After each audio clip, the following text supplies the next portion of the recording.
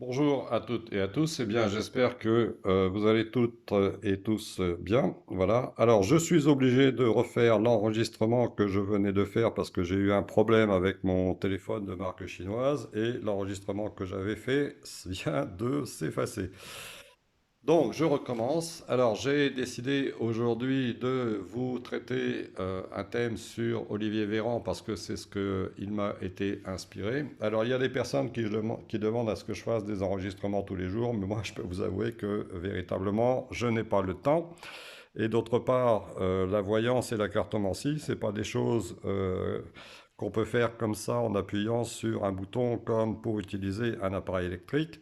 Mais ça demande quand même une certaine forme d'inspiration, hein, et ça demande aussi beaucoup de concentration, hein, et aussi de pouvoir les interpréter correctement. Donc c'est pas toujours évident. De plus, comme vous savez, bon, bah, j'ai quand même une vie particulière du fait que je suis seul et que j'ai beaucoup de choses à gérer. Et je n'ai pas toujours le temps nécessaire de pouvoir faire ce que vous souhaitez.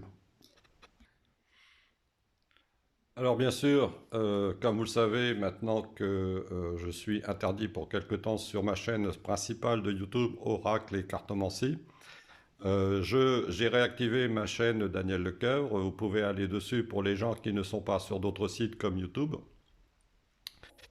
Euh, et je suis sur VK France et odyssée.com. Voilà. Alors, je vais vous refaire donc l'interprétation du tirage puisque mon enregistrement précédent, malheureusement, s'est effacé sur mon téléphone portable. Alors, j'avais tiré cette carte et j'avais décidé d'utiliser la méthode donc décrite par Béline, donc de tirage de droite à gauche en 7 cartes. Alors, concernant l'avenir de Olivier Véran, eh bien, je vous redonne mon interprétation. Donc, pour moi, ce qui est essentiel, c'est la carte de départ qui détermine, si vous voulez, l'ensemble du jeu. Alors, qu'est-ce qu'on voit? On a une carte de Saturne ici, qui est une planète lourde. Et la première carte qui concerne Olivier Véran, c'est la carte de la ruine.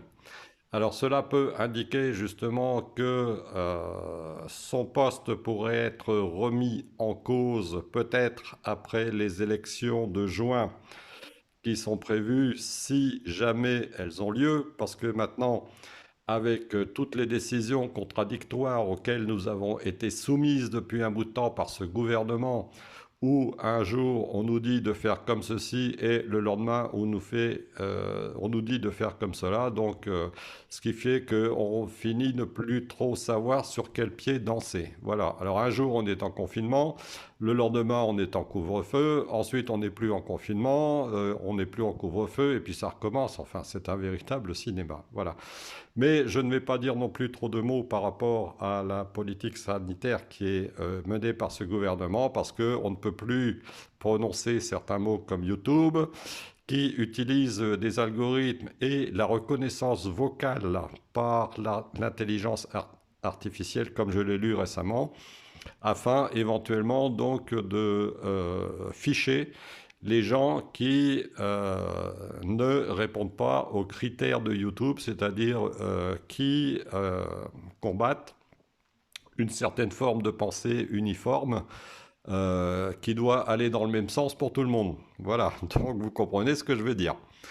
Alors, concernant donc Monsieur Véran, pour moi, il est certain qu'il a quand même des appuis ici, et vous connaissez le symbole de l'aigle sur cette figure, hein, l'aigle qui domine le monde. Donc, bon, bah, ça va représenter toutes ces personnes qui sont tout en haut de la pyramide et qui veulent nous imposer tout un tas de choses que nous refusons parce que nous refusons de voir nos libertés bafouées. Voilà. Mais ça peut représenter aussi, si vous voulez, les personnes du gouvernement avec lesquelles il travaille, hein, donc il aura certainement un certain nombre d'appuis.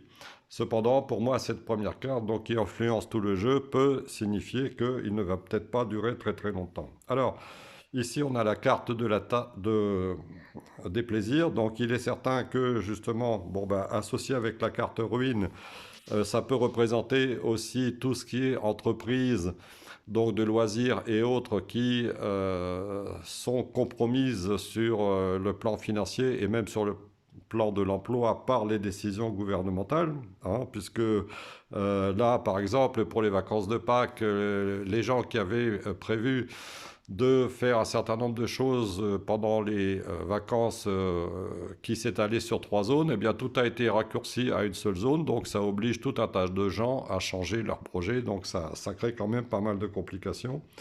Et ici, on voit toujours pour Monsieur Olivier Véran la carte du hasard. Alors ça peut être quelque chose de positif ou de négatif. Mais on voit que, il y a quand même des choses, si vous voulez, qui vont certainement se faire encore dans le temps à venir, puisque ici, nous avons la carte de la naissance qui est associée aussi avec l'horoscope. Alors, Monsieur Olivier Véran, c'est quelqu'un qui est du signe astrologique du Taureau, avec l'ascendant au Scorpion. Donc, on peut penser que c'est quelqu'un qui a une certaine forme d'intuition, mais pas forcément ce qui va dans le bon sens. Et ça peut être quelqu'un de relativement têtu et d'obstiné.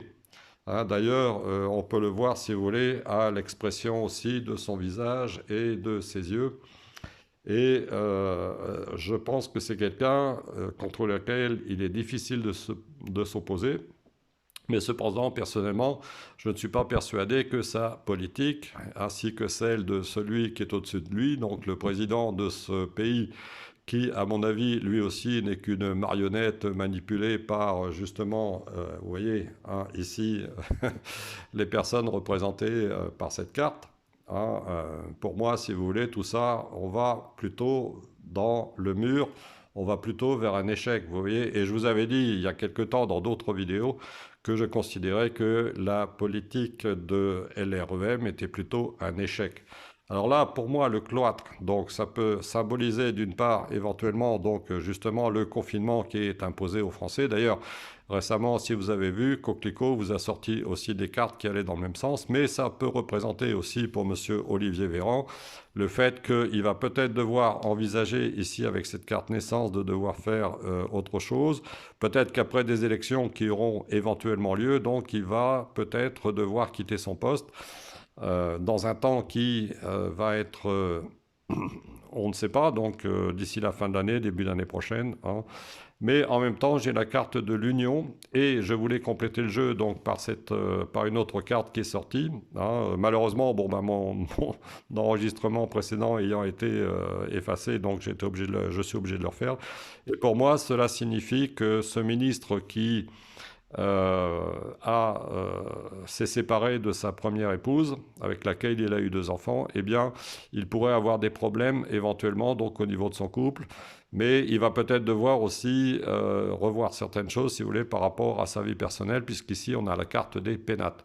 Bon, les pénates, ça peut aussi représenter le fait qu'à cause des mesures prises par justement euh, ce gouvernement qui n'en est plus un dans la mesure où c'est plutôt une espèce de club sanitaire qui s'est mis en place à la place du fonctionnement normal et régulier de la République, eh bien, ça pourrait indiquer aussi qu'on va peut-être encore devoir rester chez nous un certain temps. Mais bon, personnellement, je ne sais pas si ça va durer longtemps, mais je pense que quand même, il va commencer à y avoir de sérieux mouvements d'opposition. Voilà. Alors, je vais refaire ce que je vous avais fait initialement avec le pendule.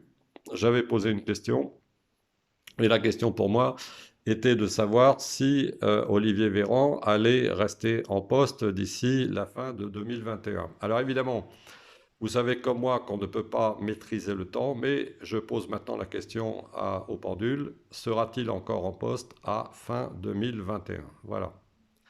Alors c'est un nouveau pendule que j'ai, qui est un pendule égyptien qui a remplacé celui que j'avais avant. Et on va voir ce que donne ce pendule. Sera-t-il encore en poste d'ici 2021, la fin de 2021?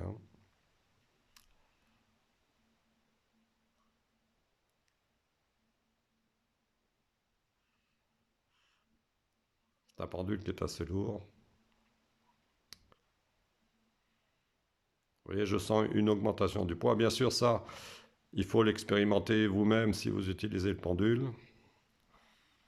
Mais pour moi, j'obtiens une réponse négative. Alors bien sûr, ça n'est que mon interprétation. Hein, et vous savez comme moi que le temps, on ne maîtrise pas. Mais il se pourrait que d'ici 2021 ou éventuellement dans les premiers temps 2022, Olivier Véran ne soit plus ministre de la Santé. Alors, y aura-t-il un remaniement d'ici l'automne? Y aura-t-il d'autres choses qui vont bousculer ce gouvernement? Ce que je ressens à titre personnel. Il se pourrait aussi que les Français commencent à se lever en masse contre ces mesures restrictives qui commencent véritablement à durer un peu trop et à bloquer un peu trop la destinée de tout le monde. Enfin bon, ça c'est un avis personnel, hein. Voilà, c'est ce que je voulais vous dire. Je vous remercie de m'avoir écouté toutes et tous. Je vous embrasse et je vous dis à bientôt.